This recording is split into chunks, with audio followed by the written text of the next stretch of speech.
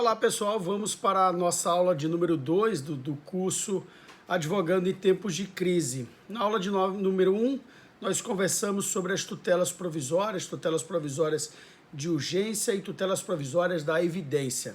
Eu vou enfrentar algumas questões práticas com vocês, alguns casos que estão surgindo no judiciário brasileiro, mas antes disso eu gostaria de falar ainda sobre duas questões que envolvem de modo geral as tutelas. A primeira delas centrada no artigo 304 do Código de Processo Civil, um dispositivo que vinha sendo pouco utilizado até aqui, mas que me parece muito oportuno em termos de utilização nesse momento de crise causada pela pandemia. Neste momento em que nós queremos muito mais uma liminar do que o julgamento de mérito. Essa é a grande verdade. As pessoas que têm recorrido ao judiciário o têm feito para obtenção de uma liminar, pouco importando para elas o julgamento de mérito. Elas querem resolver a situação deste momento, uma situação inesperada causada pela pandemia do coronavírus. Eu até separei aqui uma questão para ilustrar para vocês, apenas a título de brincadeira, nossa conversa um pouquinho informal nesse momento. Um surfista lá em Santa Catarina, pessoal, propôs uma ação e pediu uma liminar para que fosse garantido a ele o direito de surfar entre 5h50 e 9 horas da manhã. Ele sustenta que o decreto aprovado lá em Santa Catarina, que regulamentou o uso da praia e restringiu esse uso, seria inconstitucional. E ele então solicitou a obtenção de uma liminar com essa finalidade, para ter direito e ter garantido o direito de surfar em todos os dias da semana, das 6h50 até as 9h. Eu não vou comentar, logicamente, nem a petição inicial, nem a decisão, mas trago isso aqui como informação apenas para mostrar a vocês que nós estamos correndo para o judiciário na busca de liminares, repito, pouco importando a questão que envolve o julgamento de mérito.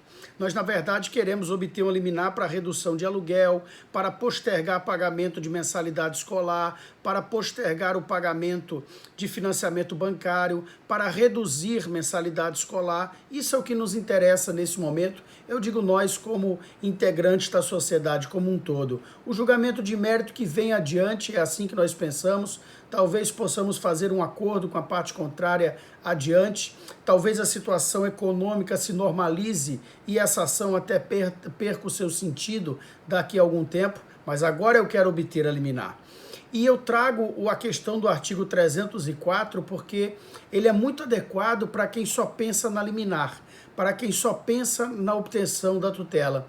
E ele é muito adequado também para o réu que não quer brigar, que não quer litigar, para o réu que se curva a uma tutela provisória e não contesta a ação.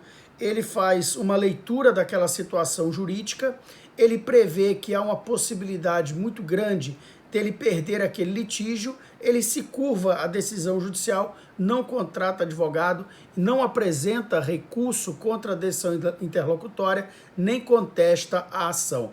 Essa é a finalidade, é a utilidade, esse é o campo de aplicação prático do artigo 304 do Código de Processo Civil. Vejam aqui, a norma diz o seguinte: a tutela antecipada concedida nos termos do artigo 303, daqui a pouquinho eu faço o link com o dispositivo anterior, torna-se estável se da decisão que a conceder não for interposto o respectivo recurso. Então, me permitam voltar um pouquinho, eu vou fazer a leitura do 303. Nos casos em que a urgência for contemporânea à propositura da ação, a petição inicial pode limitar-se ao requerimento da tutela antecipada e à indicação do pedido de tutela final, com a exposição da lide, do direito que se busca realizar e do perigo de dano ou do risco ao resultado útil do processo. Então vejam, primeiro, esse dispositivo tem aplicação limitada à tutela provisória de urgência antecipada, ou seja, eu estou querendo obter uma resposta satisfativa, como, por exemplo, a redução daqui para frente e sem prazo de vigência, ou seja, não é uma decisão provisória, é uma decisão ad perpetuum. Eu quero uma tutela provisória para a redução dos aluguéis. É isso que eu quero. Portanto, o artigo 303, ele só se aplica às tutelas provisórias de urgência antecipadas. Esse dispositivo só se aplica, portanto, aos pedidos que são satisfativos. Essa norma não se aplica às tutelas provisórias de urgência cautelar, ou seja, aqueles pedidos que visam apenas obter uma tutela preventiva, uma tutela de proteção do bem ou do direito, diferentemente das tutelas antecipadas de natureza satisfativa. Então vejam. Primeira situação, o dispositivo 303 só se aplica às tutelas provisórias de urgência antecipadas. Segundo, o 303 só se aplica àquela situação em que eu fraciono os pedidos. Na primeira petição encaminhada à Justiça, na minha petição inicial, eu me limito a formular o pedido de tutela provisória de urgência antecipada. Eu não formulo o pedido principal. Eu estou numa situação de urgência, não tenho muito tempo para estudar, para pesquisar a jurisprudência, para pesquisar a doutrina, e aí eu entrego ao judiciário uma petição inicial incompleta. Incompleta por quê? Porque nela eu formulo apenas o pedido de tutela provisória de urgência antecipada. E fico esperando. Quando o juiz defere o meu pedido, eu vou dispor do prazo de 15 dias para emendar a petição inicial, formulando o pedido principal. Esta é a situação do 303. O 304 diz o seguinte, que quando eu obtenho, nessa situação em que eu formulei apenas o pedido de tutela provisória de urgência antecipada, me permitam reforçar essa questão, eu formulei e apresentei uma petição inicial incompleta. Incompleta por quê? Porque ela não contém o pedido principal, a formulação do pedido principal. E o 304 diz o seguinte, quando o juiz, nessa hipótese do 303, concede a tutela provisória de urgência antecipada e a parte contrária e o réu não interpõe recurso contra esta decisão, a tutela provisória de urgência antecipada tem os seus efeitos estabilizados e o processo é extinto. Vejam, meus queridos amigos, esse dispositivo ele foi massacrado durante a fase de vacatio legis. Alguns doutrinadores sacudiram pedra nessa norma processual e o fato é que ela saiu muito pouco do papel de 2015 para cá. Mas agora me parece um momento muito oportuno para a utilização desse dispositivo. Por quê? Repito, porque o que nós queremos agora não é um julgamento de mérito, não é a obtenção de uma sentença, não é instaurar a fase de cumprimento da sentença. O que nós queremos agora é obter, eu vou chamar a grosso modo, uma liminar. Então, como é que as coisas funcionam? Eu elaboro uma petição inicial incompleta. Quando eu digo incompleta, pessoal, eu não estou dizendo que esta petição inicial ela é defeituosa. Eu estou dizendo que ela é propositalmente incompleta. Por quê? Porque agora eu só estou formulando o pedido de tutela provisória de urgência antecipada. Quando isto ocorre, o juiz recebe a petição inicial, concede, mas vejam, nessa petição, pelo 303, eu já devo dizer qual é o pedido principal. Por quê? Para que o juiz avalie a probabilidade do direito. Ora, se eu disser que o meu pedido principal é um completo absurdo, imaginemos, eu vou requerer, excelência, estou avisando nessa petição incompleta, eu vou requerer, excelência, como pedido principal, que a parte contrária seja proibida de propor uma ação contra mim. A parte contrária, eu quero redução de aluguel agora, e a parte contrária, este será o meu pedido principal, ela não poderá propor uma ação contra mim. Ela não poderá propor, por exemplo, uma ação de despejo contra mim. Meus queridos amigos, não há probabilidade do direito. Por quê? Porque esta minha pretensão principal, anunciada naquela petição formulada com base no artigo 303, infringe o princípio constitucional de acesso à jurisdição. Todos têm o direito de propor ação na justiça. Eu não posso dizer, seja numa liminar, seja no pedido principal, que eu quero uma decisão judicial que obrigue a parte contrária a se abster de propor uma ação contra mim. Então vejam, nesta petição inicial incompleta, eu formulo o pedido de tutela provisória de urgência antecipada e digo assim, excelência, o meu pedido principal vai ser esse aqui. Eu ainda vou formular através e por meio da emenda da petição inicial, mas para que Vossa Excelência fique seguro quanto à probabilidade do direito, eu já estou avisando que eu vou formular tal pedido. Então eu tenho de inserir isso nesta petição inicial incompleta.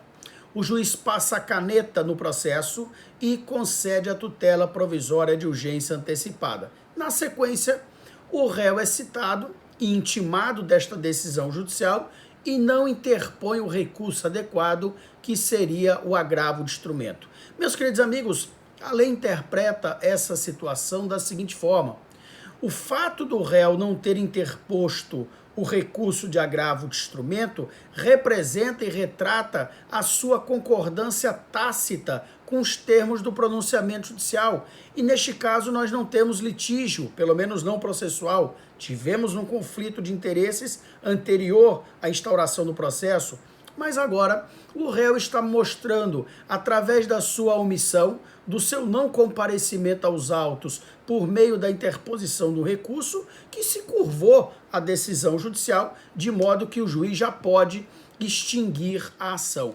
Esta é a técnica idealizada pelo artigo 300 e é uma técnica muito oportuna para os tempos atuais. Pensemos, eu quero apenas que o banco ele prorrogue um empréstimo bancário que eu contraí. Eu quero apenas que o colégio cobre a mensalidade escolar com um abatimento de 30%. Eu quero apenas obrigar o plano de saúde a cobrir o custo do exame para detectar se eu estou com coronavírus. Eu quero apenas uma liminar. Quando eu digo apenas, eu não estou diminuindo, mas eu não estou falando do pedido principal. Eu quero apenas uma liminar que me garanta a redução dos aluguéis. Eu obtenho essas liminares, o réu ele é citado, intimado, ele olha para aquela situação e diz assim, bom, eu não vou colocar isso adiante, eu vou me curvar a essa decisão judicial, vai ser caro eu comprar essa briga, vou ter de contratar advogado, vou ter de passar 10 anos na justiça, isso não vale a pena. Aquele pedido formulado pelo autor, eu estou vendo que vem sendo amparado pelo judiciário de modo geral. Temos várias outras liminares e antecipações de tutela parecidas com esta em todo o Brasil, então eu vou me curvar à decisão judicial. Esta é a aplicação prática do artigo 304. Mas duas observações são absolutamente necessárias.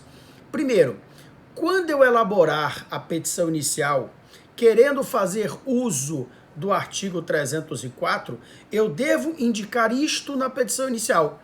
Eu devo dizer assim, olha, eu estou formulando agora o pedido de concessão da tutela provisória de urgência antecipada e, se Vossa Excelência atender esse pedido e a parte contrária se curvar a liminar, eu não vou formular o pedido principal, por mim a questão está resolvida.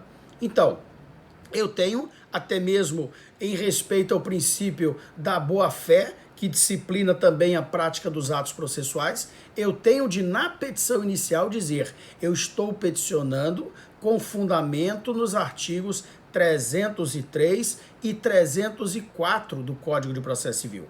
Para que o réu, diante daquela situação concreta, ele possa escolher entre interpor o recurso e partir para o litígio processual ou se curvar à decisão judicial e encerrar o assunto naquele momento. Então essa é a primeira observação, a necessidade da indicação da pretensão do uso dessas duas normas na petição inicial incompleta. Segunda questão, embora o caput do artigo 304, e me permitam, eu vou novamente ler a norma, a tutela antecipada concedida nos termos do artigo 303 torna-se estável se da decisão que a conceder não for interposto o respectivo recurso. Embora o caput do artigo 304 preveja que a não interposição do agravo de instrumento é que torna a tutela provisória de urgência antecipada estável, eu particularmente, desde 2015, quando publiquei o meu Código de Processo Civil comentado, eu venho dizendo o seguinte: se o réu não interpuser o recurso e não contestar a ação, é que a tutela provisória de urgência antecipada se torna estável. Por quê, pessoal? Ele não tem obrigação de recorrer da decisão judicial. A interposição de qualquer recurso se constitui numa faculdade para a parte. Ele pode não interpor o recurso, mas contestar a ação. É evidente que, contestando a ação, ele está demonstrando que não concorda com os termos daquela decisão provisória, daquela tutela provisória de urgência antecipada. Então, nós devemos interpretar o artigo 304, o seu caput, de uma forma mais ampla, para estabelecer a regra de que a tutela provisória de urgência antecipada só terá os seus efeitos estabilizados se o réu não contestar e não interpuser o recurso de agravo de instrumento. Vejam os parágrafos que integram o 304. No caso previsto no caput, o processo será extinto. Como já antecipei para vocês, não há razão de se colocar aquele processo adiante se o conflito de interesse já foi, naquele momento, resolvido. O parágrafo 2º, qualquer das partes poderá demandar a outra com o intuito de rever, reformar ou invalidar a tutela antecipada estabilizada nos termos do caput. Ou seja, esta decisão proferida com base no caput não preclui em definitivo. A preclusão não é total. Qualquer das partes pode propor uma outra ação com a intenção de rediscutir aquela tutela provisória de urgência antecipada, seja numa ação revisional, seja numa ação de rescisão de contrato, seja numa ação de despejo, enfim, qualquer ação que se possa pensar. O parágrafo 3º. A tutela antecipada conservará seus efeitos enquanto não revista, reformada ou invalidada por decisão de mérito proferida na ação de que trata o parágrafo 2º. Não é a propositura da ação que automaticamente suspende os efeitos da decisão que se tornou estável. É necessária a prolação de uma sentença na ação proposta por qualquer das partes. O 4º. Qualquer das partes poderá requerer o desarquivamento dos autos em que foi concedida a medida para instruir a petição inicial da ação a que se refere o parágrafo 2º, prevendo o juízo em que a tutela antecipada foi concedida. O 5º, o direito de rever, reformar ou invalidar a tutela antecipada previsto no parágrafo 2º deste artigo extingue-se após 2 anos contados da ciência da decisão que extinguiu o processo nos termos do parágrafo 1º. E o último, a decisão que concede a tutela não fará coisa julgada, mas a estabilidade dos respectivos efeitos só será afastada por decisão que a revir, reformar ou invalidar, proferida em ação ajuizada por uma das partes nos termos do parágrafo 2º deste artigo. Então vejam, essa norma criou uma situação curiosa de estabilização dos efeitos de uma decisão de natureza interlocutória.